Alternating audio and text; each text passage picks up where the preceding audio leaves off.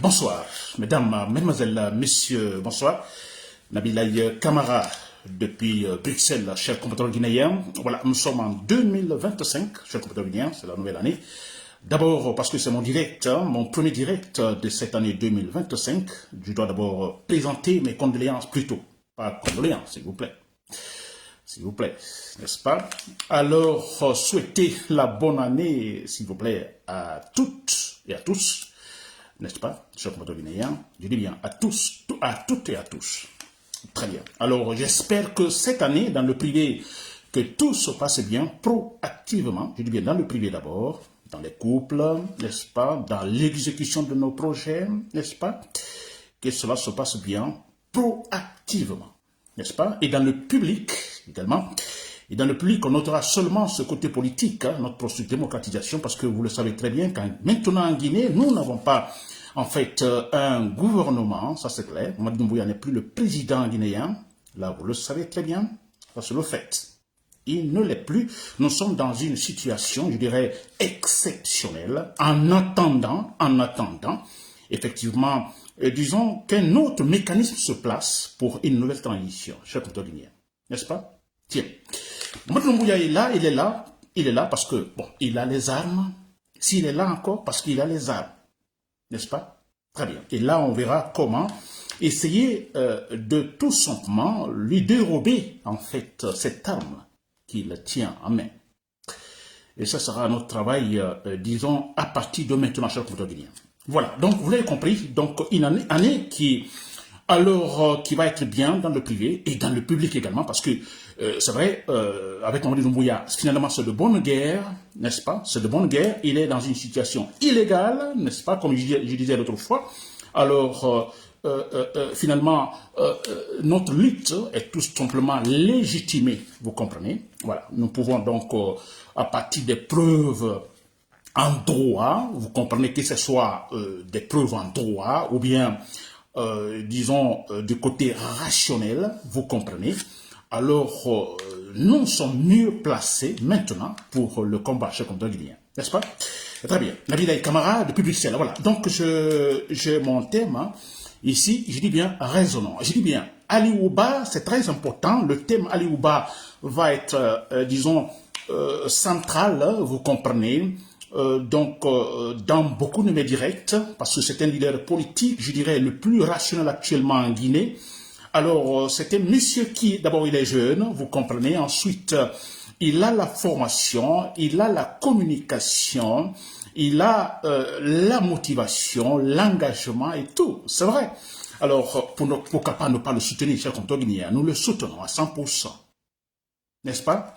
Très bien. Alors, je dis bien, Mamadi Doumbouya, est plutôt Ali Ouba, est inquiété, est en prison, est arrêté, disons. Mamadi Doumbouya, lui, il est libre. Raisonnons. On va raisonner. Donc, dans ce direct, je vais raisonner. N'est-ce pas, cher compatriote guinéen? Voilà. Donc, pour commencer, cher compatriote guinéen, je le dis bien que, voilà, on va raisonner, n'est-ce pas? Alors, je commence par dire que, bon, ça a été très clair, Mamadi Doumbouya n'est plus le président guinéen.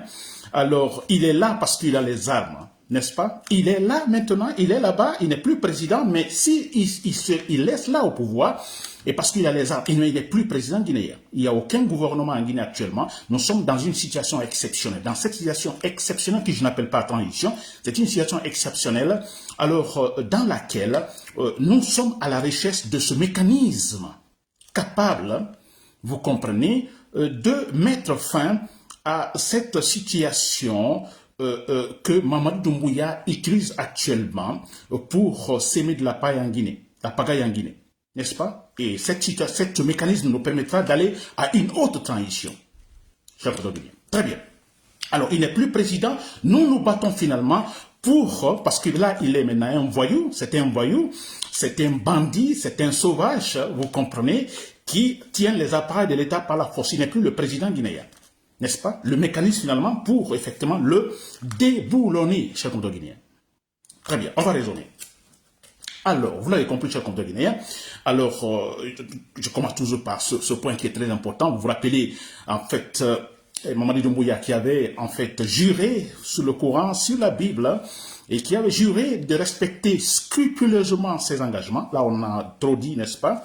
Mais c'est très important ce point, et c'était face à qui? C'était le président de la Cour suprême, Mamadou Sylla. N'est-ce pas? Et je disais que Mamadou Sylla, ce jour de prestation de serment, Mamadou Doumbouya avait très bien parlé, il avait dit ce qu'il devait dire, n'est-ce pas? C'est bien. Alors, toutes ces vérités à Mamadou Doumbouya, qui devait jurer. Ensuite, j'ai ajouté, finalement, si Mamadou Doumbouya ne respecte pas ses engagements après avoir donc juré, s'il ne respecte pas, c'est à Mamadou Sylla, le président de la Cour suprême, ou constitutionnelle comme vous voulez, le seul capable de se lever et dire non, monsieur le président, monsieur Mamadou Doumbouya, vous n'êtes plus président guinéen parce que là, vous venez de violer votre engagement. Le parjure. Le seul qui peut le faire. N'est-ce pas? Très bien. Alors, Mamadou Doumbouya ne l'a pas fait. Le 31, il ne l'a pas fait. Et là, on peut comprendre. Parce que là, pour qu'il se lève, dire, bon, écoutez, vous voyez, il faut être très courageux. Et en Guinée, il n'y en a pas beaucoup, je les juge.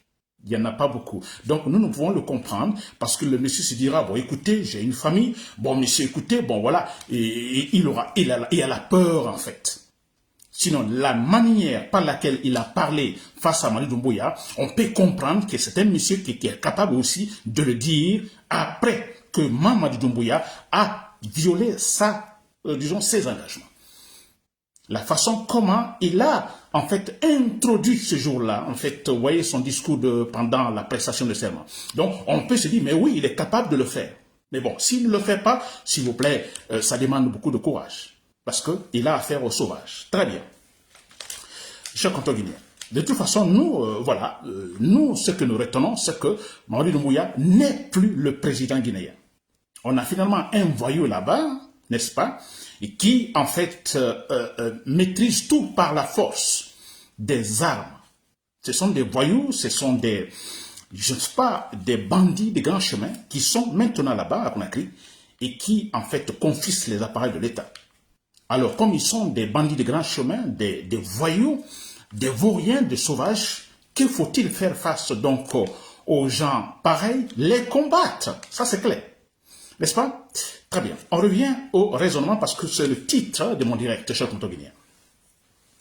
Alors, quand je dis raisonner, vous savez, raisonner, je parle souvent de raisonner, je parle du rationnel.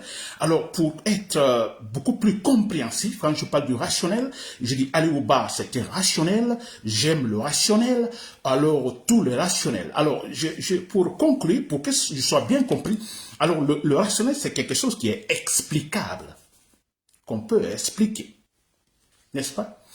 Quelque chose qui est explicable, qu'on peut expliquer, n'est-ce pas? Qui vise le réel, le transparent, n'est-ce pas?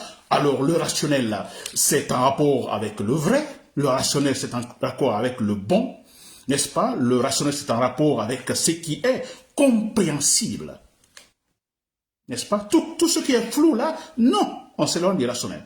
Tout ce qui est flou, opaque, inexplicable, incompréhensible, c'est loin du rationnel.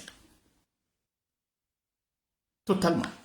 Alors, parlant du rationnel, cher compteur guinéen, vous avez vu ce qui s'est passé avec Ali Ouba, ce leader rationnel, cet homme, hein, franchement, et parfois quand je pense, j'ai des larmes aux yeux quand je vois, écoutez, oui, parce que voilà, on l'éloigne de sa famille, c'est vrai, mais quelque part, d'un côté, oui, j'ai des larmes aux yeux, de l'autre côté, je me dis, oui, c'est un leader politique. Alors, écoutez, je me dis, mais écoutez, ce n'est pas étonnant, ce n'est pas surprenant que Ali Ouba passe par là, s'il veut vraiment percer en politique. N'est-ce pas? Pour moi, c'est un chemin obligé, surtout quand on a affaire à un régime potentiellement dictatorial.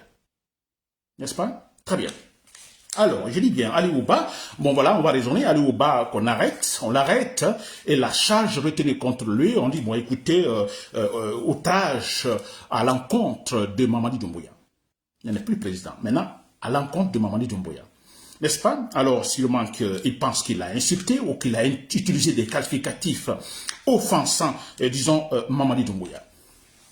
C'est quand même incroyable. Raisonnons, cher compteur guinéen. Très bien. Alors moi, je me dis, ok, alors, ok, la justice est là pour ça, non? Alors, on parle des plaintes. Alors, s'il y a des faits, écoutez des faits, alors qu'on trouve suspicieux, alors voilà, on porte plainte, d'accord? Alors, j'appelle ça mécanisme démocratique, n'est-ce pas? C'est-à-dire que actuellement, ils font semblant, ils nous font démontrer qu'effectivement la justice fonctionne réellement, que Ali Ouba a fait un discours offensant Mamadi Doumbouya. Alors, tout de suite, le mécanisme judiciaire se déclenche, vous comprenez? Alors voilà, non, monsieur, voilà, vous êtes traduit devant les juges. Très bien. Jusque-là, on est d'accord, nous raisonnons, n'est-ce pas? Vous parlez mal à une personne, pas seulement un président, vous insultez un citoyen ordinaire, alors le citoyen ordinaire peut porter plainte. Voilà, tout va bien. N'est-ce pas? Et Ali Ouba est donc là, même si la manière n'est pas bonne, parce que je ne vois pas pour quelle raison Ali Ouba, disons, quitterait la Guinée pour, à cause d'une telle charge. Jamais il le ferait. Jamais. Oh, jamais, s'il vous plaît. N'est-ce pas? Ben voilà, ça c'est la manière. N'est-ce pas? Et voilà, on parle de... voilà, il est en fait détenu là depuis combien d'heures maintenant? Plus de 24 heures, il est là.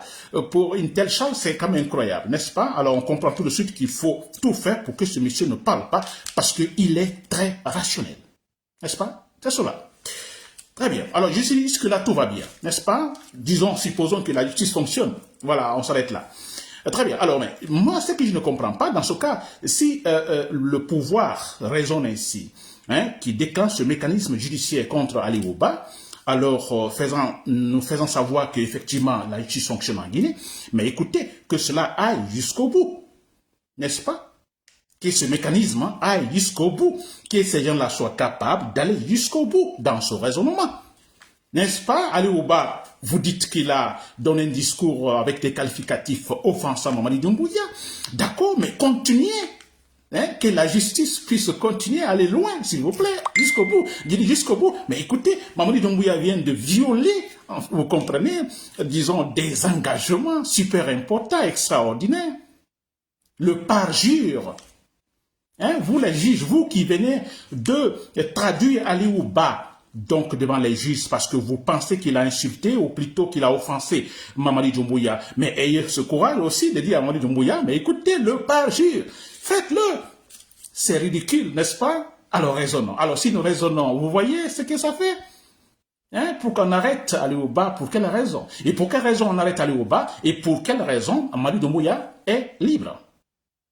Pourquoi Mamadi Doumbouya n'est pas traduit devant les juges? Disons qu'il avance l'argumentation, en fait, qu'ils veulent, en disant, bon, écoutez, on va refonder, etc., etc. Mais la première des choses, il a fait le parjure. Il a violé une loi. Il a juré sur la Bible, sur le Coran. Il a juré devant le peuple de Guinée de respecter. Il n'a pas fait. Mais d'abord, qu'il soit inquiété par la justice. Seulement, au moins qu'il soit inquiété, même si vous ne le condamnez pas, qu'il soit inquiété, que les juges soient capables de le dire. On ne le fait pas et on arrête Ali Ouba pour dire, bon, tout simplement, le monsieur a fait un discours offensant, ce qui est faux. Nous avons tous écouté Ali Ouba. Moi, d'ailleurs, c'est à partir de là, j'ai commencé à aimer Ali Ouba, n'est-ce pas, en dire qu'il est rationnel, parce que quand vous écoutez son discours, c'est de la responsabilité. Tout ce qu'il emploie, les mots qu'il emploie, tout est adéquat, tout à sa place. Pour dire qu'il est intelligent. Et pour dire qu'il peut utiliser des mots offensifs. Non, il ne le fait pas parce que bon, il veut rester dans le cadre purement juridique. Et voilà, on l'arrête, parce qu'on ne veut pas qu'il parle. Et qu'il arrête, ce sont des gens de la gendarmerie, vous comprenez, qui, sans aucune formulation de plainte de façon officielle, n'est-ce pas, non, alors, parce que tout simplement, ils se disent, on est en train de construire, de préparer un dictateur en Guinée. On se dit, non, vous avez mal parlé au dictateur. Vous comprenez, chers Guinéens. Alors, quand je dis nous raisonnons, alors, vous avez raisonné aussi, vous trouvez cela raisonnable ou rationnel ce qui se passe? Ali Ouba devant actuellement les juges, parce que tout simplement on dit, ça veut dire qu'il a violé en fait certains règlements dans la charte de la Constitution, mais c'est vrai, c'est-à-dire qu'il a offensé Mamadi Doumbouya, alors mais dans la même charte, vous comprenez, il a dit que le président, alors attention, le parjure, sinon, bon, vous, écoutez, vous êtes traduit devant les juges. Et là, Mamadi Doumbouya n'est pas traduit devant les juges, il n'est même pas écouté, il n'est même pas inquiété, chers compatriotes guinéens, où se trouve la vérité. Vous avez raisonné. chers compatriotes guinéens. Voilà, c'était ça. Ce point, vous l'avez compris. Donc, je reviendrai sur ce point plusieurs fois. Tout ce que je vais dire à Monsieur Aliouba, moi, je vous assure. Alors, vous avez une bonne éducation, vous avez en fait une bonne communication, vous savez ce qu'il faut dire, ce qu'il ne faut pas dire, vous êtes jeune, alors l'avenir politique est là devant vous, n'est-ce pas, la porte grande ouverte, ça c'est clair, et ça, ce qu'il vient de faire actuellement Mamadi Doumbouya et tout son groupe, ce qu'ils viennent de vous faire, alors je pense que c'est un élément alors qui pèsera positivement dans votre CV politique, très bien, vers la magistrature suprême, chers compatriotes guinéens. N'est-ce pas? Et très bien. Alors, je dis bien, Mamadi Doumbouya n'est plus le président guinéen. Bon, voilà, comme il n'est plus président guinéen, l'autre fois, j'ai parlé de la forme de combat, n'est-ce pas? On ne va plus s'arrêter devant les militaires pour qu'ils nous tuent. Il faut le répéter. On ne va plus le faire. N'est-ce pas? On ne va plus le faire parce que ce sont des sauvages. Et c'est une milice politique. Vous comprenez? On a vu d'abord un président, n'est-ce pas? Un président qui se permet de se contredire. Vous voyez ce parachute, etc., etc. Alors, vous imaginez, ces gens-là sont capables même de tirer des rafales sur les bébés. Je dis bien, aller dans un hôpital et tirer sur les bébés parce que tout simplement, les bébés appartiennent ou les bébés ont pour père un tel dirigeant politique ou un tel citoyen qui a critiqué Mamadi Doumbouya. Ils sont capables de le faire. Donc, voilà pourquoi nous ne devons plus nous arrêter devant eux. À la place de cette forme de combat, c'est-à-dire s'arrêter devant les militaires qu'on ne fera plus, je parle de sabotage, s'il vous plaît. N'est-ce pas? D'abord, le pays est dans l'instabilité politique. Aucun autre pays, vous comprenez, aucun créancier ne va croire en la Guinée, ça c'est clair. Personne ne viendra, je dis bien personne ne viendra investir en Guinée, ça c'est clair. Vous comprenez, donc nous sommes dans l'instabilité politique. Et ce que nous devons faire, c'est continuer à le faire. Nous mettons pression sur le pouvoir, s'il vous plaît. Il faut des foyers d'incendie, ici et là. N'est-ce pas? Sabotage. Ils ont des véhicules qu'ils peuvent garer, par exemple, ici, ces dirigeants, ces gens qui sont au pouvoir. Nous utilisons tous les moyens qu'il faut. Mettez le feu à tel véhicule. Mettez le feu à tel bâtiment appartenant à tel bourreau du pouvoir. Là, nous pourrons le faire. N'est-ce pas? Ils ne nous voient pas. Nous voyons tout simplement les actes sur le terrain.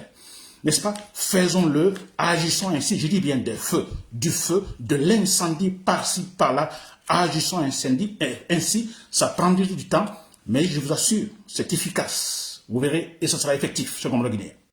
Voilà, c'était Nabilaï Camara de Public Cell. Merci pour l'écoute. Bonne soirée.